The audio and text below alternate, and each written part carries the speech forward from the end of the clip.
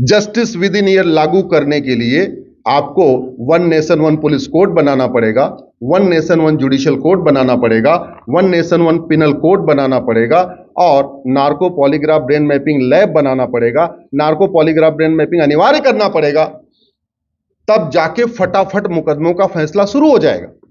और पहले फटाफट होता था, कैसे होता था? दोनों पक्षों को बुलाया, एक आदमी ने झूठ बोला, उसके हाथ में थोड़ा गंगा जल दिया, उसमें थोड़ा सोना डाल दिया, थोड़ा तुलसी डाल दिया, बोले गंगा जल उठा के बोलो। इतना इतना भय होता था कि आदमी झूठ बोलता ही नहीं था, तो फटाफट फैसला हो जाता था। आज की डेट में झूठी गवाही, झूठी बयान, झूठे मुकदमे, सब कुछ झूठा झूठा चल रहा है। 40-40 साल मुकदमा चल रहा है। क्यों चल रहा है? क्योंकि हमने समय के साथ इसको बढ़ाया नहीं। तो अगर आप चाहते हैं जस्टिस विद इन ईयर हो, इसको आप तेजी के साथ, आप सारे यंग जनरेशन है, आज आपको मैंने बता दिया जस्टिस विद इन ईयर पूरी दुनिया में कई देशों में है, लेकिन भारत में बदलाव करने के लिए आपको कानून बदलना पड़ेगा। तो इस बारे में लिखना शुरू करिए। लिखने के लिए सोशल मीडिया का उपयोग करिए। फेसबुक पे 5-5 हजार फ्रेंड बनाइए, जिससे कि आपकी बात जो आप लिखते दिल्ली में है पहुंच जाए बंगाल में, आपकी बात पहुंच जाए केरल में, आपकी बात पहुंच जाए कश्मीर में। अगर आपके फेसबुक पे 5,000 फ्रेंड हैं तो आप लिखेंगे तो 5,000 लोग पढ़ेंगे। आपके अगर 5,000 अगर कम है तो कम लोग पढ़ेंगे। तो बेटर होगा कि आप फेसबुक का उपयोग इस तरीके की चीजों के लिए करिए। फायदा क्या होगा? अभी कोई किसी के सड़क पे अवैध निर्माण कर ले, सड़क के किनारे अवैध निर्माण क्यों होता है? क्योंकि पता कुछ फर्क ही नहीं पड़ेगा। बहुत होगा तो बुलडोजर चल जाएगा, बहुत हुआ तो सजा वजा नहीं होगी। आदमी किसी को किडनैप करने में डरता क्यों नहीं है? क्योंकि पता है कि कोई बात नहीं, बहुत होगा 40-30 साल मुकदमा चलेगा। कुछ छीनने में कोई नहीं डरता, क्यों? 30-40 साल मुकदमा चलेगा। तो चाहे चेन स्नेचिंग हो, चाहे जितने भी अपराध होते हैं, वो इसलिए होते हैं कि भारत में दंड जल्दी नहीं मिलता। और दंड व्यवस्था कैसी है, इसका एक एग्जांपल आपको बताता हूं। एक व्यक्ति कहता है 15 मिनट के लिए पुलिस हटा लो, हिंदुस्तान से हिंदुओं को खत्म कर दूंगा। बोला ना किसी ने? वो जेल में है या विधानसभा में है? होना कहां चाहिए था? यानी कानून घटिया है, यानी कानून घटिया है। अगर ये कानून अच्छे रहे होते तो अंग्रेजों को सजा होनी चाहिए, किसी को नहीं हुई। इसका मतलब कानून में बदलाव आवश्यक है।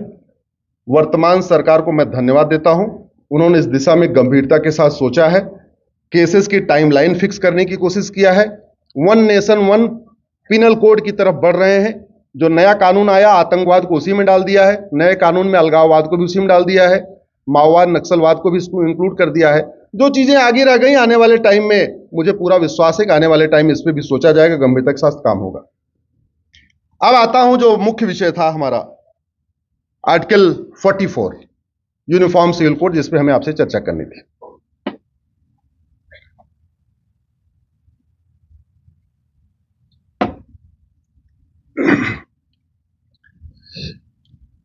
किसी के 4 बेटे हैं और चारों बेटों के लिए अलग अलग घर में नियम बना दिया जाए।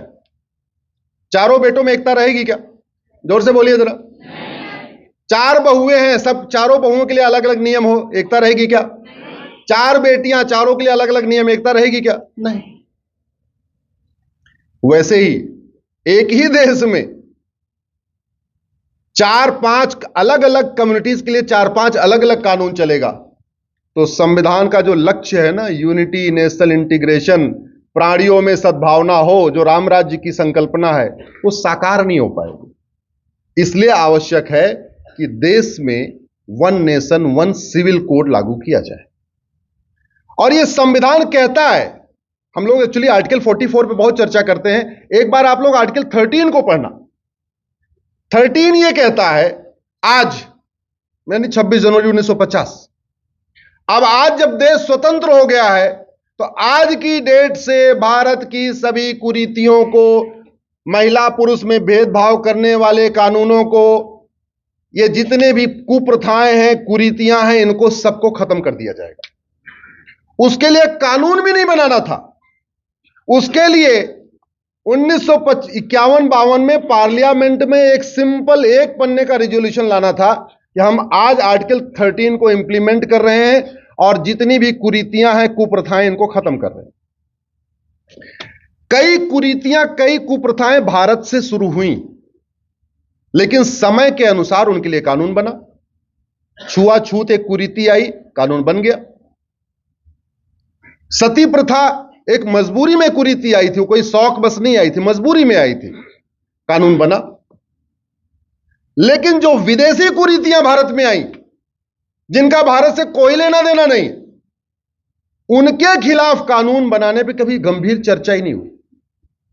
इसलिए ध्यान से अगर आप देखेंगे, जिन कुरीतियों की शुरुआत भारत में हुई उन पे कानून बना, लेकिन जो विदेश से आयात की गई थी उनके खिलाफ कानून नहीं बना। हलाला पे कानून नहीं बना, मुताह पे कानून नहीं बना, मिस्यार पे कानून नहीं बना, तहर्रुस पे कानून नहीं बना, तलाके हसन पे कानून नहीं बना, तलाके एहसन पे कानून नहीं बना, तलाके बाइन पे कानून नहीं बना, तलाके किनाया पे कानून नहीं बना। ऐसी बहुत सारी कुरीतियां, जबकि तरीका यह था कि 1950 में सीधे सीधे पार्लियामेंट के पहले सेशन में एक रिजोल्यूशन पास करना था कि देखो भैया, ये कुरीतियां हैं जो बाहर से आई हैं, हमारी कुरीतियां नहीं हैं, या मुगल कालीन कुरीतियां हैं या ब्रिटिश कालीन कुरीतियां, इन कुरीतियों को आज हम खत्म करते हैं। आर्टिकल 13 स्पेशली ये कहता है, डायरेक्शन देता है। और इसके बारे में प्रोपोगंडा शुरू हो गया। संविधान निर्माताओं ने आर्टिकल 13 में कहा सारी कुरीति खत्म करो, आर्टिकल 44 में कहा सबके लिए यूनिफॉर्म सिविल कोड लागू करो। लेकिन ना आर्टिकल 13 पे चर्चा हुई, ना आर्टिकल 44 पे चर्चा हुई। लड़के और लड़की की शादी की उम्र, देश की सभी बहन बेटियों की शादी की उम्र अगर एक समान हो जाए, कोई आसमान टूट पड़ेगा क्या? जोर से बोलिए जरा। अरे हिंदू की बेटी हो या मुस्लिम की बेटी हो या पारसी की बेटी हो या ईसाई की बेटी हो, शादी की मिनिमम एज करने में कोई दिक्कत आएगी क्या? एक समान करने में कोई नहीं आएगी। मैंने 2017 में भाई साहब इस पीएल फाइल किया, लड़के लड़की की शादी की उम्र बराबर करने पे। जब मैं इस पर रिसर्च कर रहा था तो देखा 125 देश में बराबर है, 125 देशों में बराबर है। और WHO कह रहा है बराबर करो, यूएन की रिकमेंडेशन है बराबर करो, भारत के कई बड़े फिजिशियन सर्जन ने रिकमेंड किया बराबर करो, सभी लड़कियों की शादी की उम्र बराबर करो। लेकिन अंग्रेजों के एक 1937 का कानून है, उसको शरीयत एक्ट कहते हैं, उसके कारण शादी की हमारी जो मुस्लिम बेटियों की मिनिमम एज 9 साल ही चल रही थी। सबकी 18 हो गई, स्वतंत्रता के बाद सबकी 18, लेकिन मुस्लिम बेटियों की 9 साल। मैंने पीआईएल फाइल किया, जज साहब भी चौंक गए, बोले 9 साल चल रहा है क्या? हमने कहा देख लो साहब, कानून है ये, दिख रहा है। सरकार को नोटिस जारी हुआ, सरकार ने जया जेटली कमेटी बनाई, जया जेटली कमेटी ने अपनी रिकमेंडेशन सौंपी, उसके बाद पार्लियामेंट में बिल आया, लोकसभा से पास हो गया, लेकिन राज्यसभा से जो होना था वही हुआ, राज्यसभा में थम गया। तो अभी तो नहीं हो पाया, लेकिन मुझे पूरा विश्वास है आने वाले टाइम में बहुत जल्दी ही ये होगा, 24 में हो जाए या 25 में हो जाए, लेकिन शादी की उम्र तो बराबर ही होनी चाहिए। यूनिफॉर्म सिविल कोड आपकी लाइफ में, हमारे आपकी लाइफ में एक बार आता है, और वो तब आता है जब शादी विवाह की बातचीत होती है। जब शादी विवाह की बातचीत होती है तो दोनों पक्ष क्या बात करते हैं? भाई लड़का कितने साल का है, लड़की कितने साल की है, पहली चर्चा यही होती है। और उसके बाद अगर आपकी शादी सफल हो गई तो यूनिफॉर्म सिविल कोड आपकी लाइफ से गायब हो गया। लेकिन अगर शादी सफल नहीं हुई तो यूनिफॉर्म सिविल कोड कंटिन्यू रहेगा, वो कानून आपके जीवन में बना रहेगा। शादी सफल हो गई, लड़की लड़की शादी की उम्र बराबर हो गई, बस ठीक है, शादी हो गई, बढ़िया, अपने अपने घर में रहो, कोई दिक्कत ही नहीं। लेकिन अगर शादी सफल नहीं हो रही है तो अगला बात आता है, ग्राउंड्स ऑफ डिवोर्स क्या होगा, प्रोसीजर ऑफ डिवोर्स क्या होगा। आप दुर्भाग्य देखिए कि भारत में सबका ग्राउंड्स ऑफ डिवोर्स डिफाइन है, किन किन कंडीशन पे डिवोर्स होगा, बाकायदा साफ साफ लिखा हुआ है कानून में। कैसे डिवोर्स होगा यह भी लिखा हुआ है, फैमिली कोर्ट के जरिए डिवोर्स होगा यह भी लिखा हुआ है। आपको एप्लीकेशन देना, वहां जाना है, तब डिवोर्स होगा। लेकिन एक अंग्रेजी कानून के कारण 1937 के, आज भी अरब की कई कुरीतियां भारत में चल रही हैं। मैं आपको पढ़े लिखे लोगों का एग्जाम्पल देता हूं। नाम है बेनजीर हिना, रिपब्लिक टीवी में वो पत्रकार है। पति दिल्ली का रहने वाला, दिल्ली हाईकोर्ट में एडवोकेट। एक चिट्ठी भेजी अप्रैल में, मैं तुम्हें तलाके हसन देता हूं। दूसरी चिट्ठी भेजी मई में, मैं तुम्हें तलाके हसन देता हूं। और जून में तो चिट्ठी भी नहीं हो, 30 रुपए जो रजिस्टर्ड पोस्ट वाला भी बचाया, ईमेल कर दिया मैं तुम्हें तलाक हसन देता हूं। बेनजीर गई कोर्ट काजी के पास, बोले जी 3 बार 2 बार चिट्ठी आई, 1 बार ईमेल आई, क्या करें? बोले हो गया तुम्हारा तलाक हसन हो गया। मेरे पास भाग के आई, मैंने उसको सुप्रीम कोर्ट में चैलेंज किया। कर्नाटक में कलबुर्गी, नाम है doctor Saeeda Amreen, MBBS MS gynaecologist, husband MBBS MD physician, सास गायनोलॉजिस्ट, ससुर भी फिजिशियन, कलबुर्गी में हॉस्पिटल।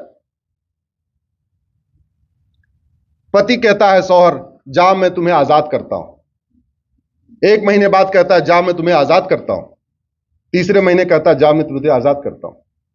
काजी के पास जाती है, कहता हां तुम आजाद हो गई जाओ।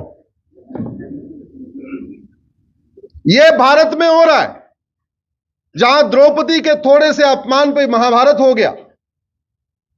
माता सीता का अपमान करने के बाद पूरी लंका जल गई। उस महाभारत, उस भारत में आज भी कहा जा रहा है कि नहीं आजाद हो गई।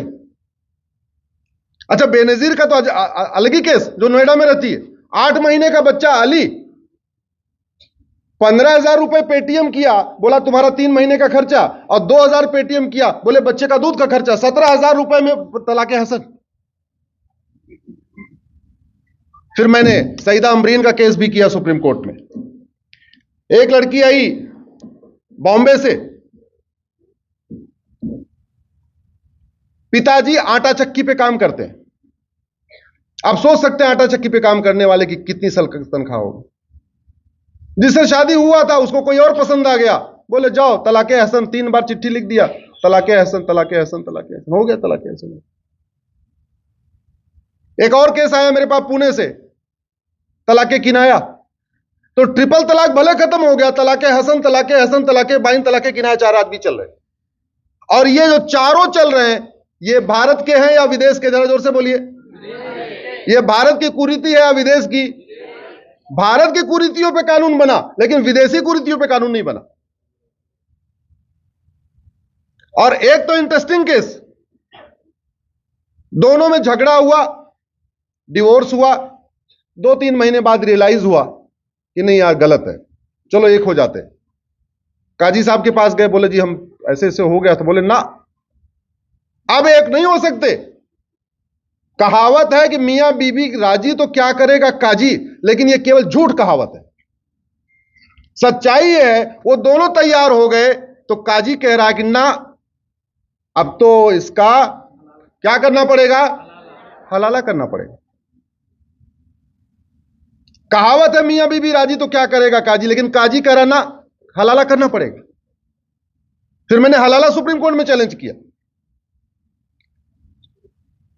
आपके भाई साहब, आपके कार्यक्षेत्र में आंध्र तेलंगाना में बहुत बड़े पैमाने पे मुता होता है और मिस्यार होता है।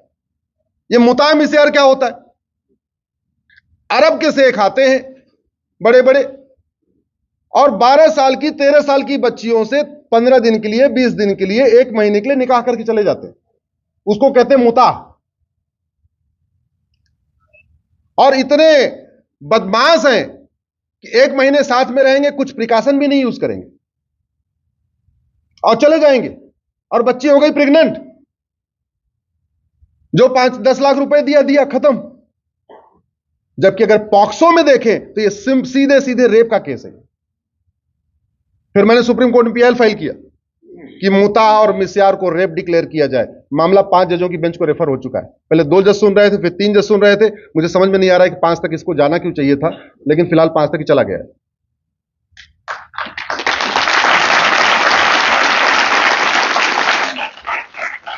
आज की डेट में बहुविवाह का मामला भी सुप्रीम कोर्ट में 5 जजों के सामने है। मुता मिस्यार का मामला भी सुप्रीम कोर्ट में 5 जजों के सामने है। तलाक हसन तलाक बाइन का मामला 3 जजों के सामने है। एक पूरे भारत में पैरेलल कोर्ट चल रही है, उसको दारुल कज़ा कहते हैं, और वो हर थाना स्तर पे बन चुकी है, जहां फोर्स किया जाता है कि आप फैमिली कोर्ट में मत जाओ, दारुल कज़ा में आओ। यूनिफॉर्म सिविल कोड आएगा, ये सारी विदेशी कुरीतियां खत्म हो जाएंगी। और भारतीय संस्कृति के अनुरूप, भारतीय परंपरा के अनुरूप देश की सभी बहन बेटियों को नारी तू नारायणी का दर्जा मिल जाएगा। हमारी संस्कृति है यत्र नारस्तु पूज्यते रमन्ते तत्र देवता, नारी तू नारायणी। दुनिया में हमारे यहां नवरात्रे में कन्या पूजन होता है और वहां ऐसी विदेशी कुरीतियां चल रही हैं। यूनिफॉर्म सिविल कोड आएगा तो ये सब खत्म हो जाएगा। और एक बात और कि अब यूनिफॉर्म सिविल कोड का फायदा किसको होगा, फायदा समझना जरूरी है। यूनिफॉर्म सिविल कोड से शादी विवाह की उम्र समान हो जाएगी। हिंदू जैन बौद्ध सिख में पहले 18 साल है, तो फायदा किसको हुआ? जोर से बोलिए जरा, कौन सी मुस्लिम बेटियों को, किसको हुआ? मुस्लिम बेटी। यूनिफॉर्म सिविल कोड आएगा, ग्राउंड्स ऑफ डिवोर्स और प्रोसीजर ऑफ डिवोर्स कॉमन हो जाएगा। सबका डिवोर्स फैमिली कोड के जरिए होगा और जो भी डिवोर्स होगा नपुंसकता के आधार पे होगा या बाचपन के आधार पे होगा, जिस आधार पे डिवोर्स होगा वो सबके लिए समान होगा। तो फायदा किसको हुआ? जोर से बोलिए जरा, फायदा, अरे जोर से बोलिए, किसको फायदा हुआ? मुस्लिम बेटियों को। हिंदू जैन बौद्ध सिख में पहले ही बराबर है। यूनिफॉर्म सिविल कोड आएगा, सबको गुजारा भत्ता मिलेगा, मेंटेनेंस का राइट सबको मिल जाएगा। हिंदू जैन बौद्ध सिख में सेक्शन 125 में पहले ही मिलता है। तो फायदा किसको हुआ? मुस्लिम बेटियों को। यूनिफॉर्म सिविल कोड आएगा, बच्चा गोद लेने का अधिकार सबको मिल जाएगा, बच्चे के भरण पोषण का अधिकार सबको मिल जाएगा। अभी बहुत इंटरेस्टिंग घटना हुई भाई साहब, 3 दिन पहले मेरठ में। मेरठ के गुलफाम ने अपनी बीबी का गला काट दिया, पकड़ा गया तो उसने बहुत इंटरेस्टिंग कारण बताया और इसलिए यूसीसी जरूरी है। गुलफाम के 16 साल से बच्चे नहीं हो रहे थे और बीबी कह रही थी मैं सौतन लाने नहीं दूंगी। 1937 के शरीयत एक्ट के कारण वो बच्चा गोद नहीं ले सकता। अब शरीयत एक्ट के कारण वो बच्चा गोद नहीं ले सकता और बीबी कह रही हम दूसरा शादी करने नहीं देंगे, तुम्हें सौतन लाने नहीं देंगे। उसने अपनी प्रॉपर्टी, अब सोचा अगर हमारे बच्चा नहीं होगा तो हमारी खेत खलिहान हमारा कौन देखेगा, आगे कौन होगा? गोद ले नहीं पा रहा है पर्सनल लॉ के कारण, उसने अपनी बीबी का गला काट दिया। अगर यूसीसी होता तो गुलफाम जाके आराम से अपने भाई के बेटे को गोद ले लेता, बहन के बेटे को गोद ले लेता, रिश्तेदारी में ले लेता, और नहीं किसी को ले लेता तो सरकारी जहां अनाथालय से वहां ले लेता। तो ये क्राइम कम हो जाएगा। यूनिफॉर्म सिविल कोड आएगा, विरासत का और वसीयत का अधिकार एक समान हो जाएगा। अभी भाषा जी मेरे सामने बैठी हैं, यहां बैठी हैं सामने।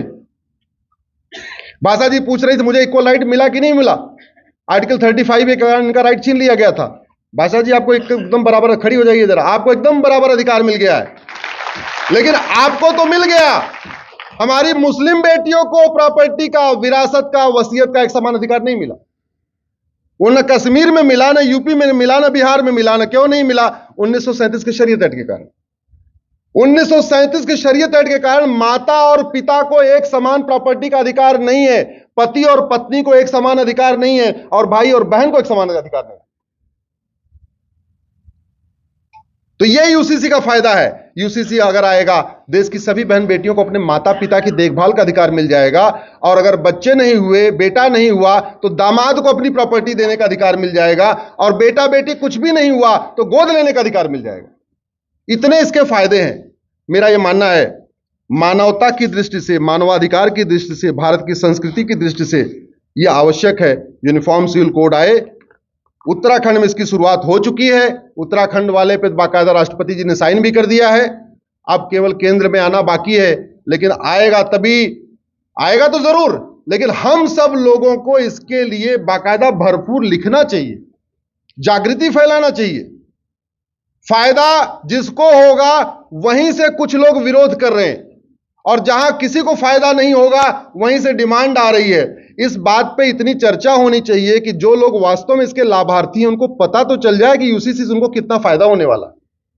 उनकी जो नारकी जिंदगी बढ़ी हुई है, उनके ऊपर एक खतरा बना हुआ है कि कभी भी उनको कुछ भी हो सकता है, ईमेल पे हो सकता है, व्हाट्सएप पे हो सकता है, बाकी हो सकता है। भाई ट्रिपल तलाक खत्म हुआ, 4 आज भी चल रहे हैं, ये सब खत्म हो जाएगा।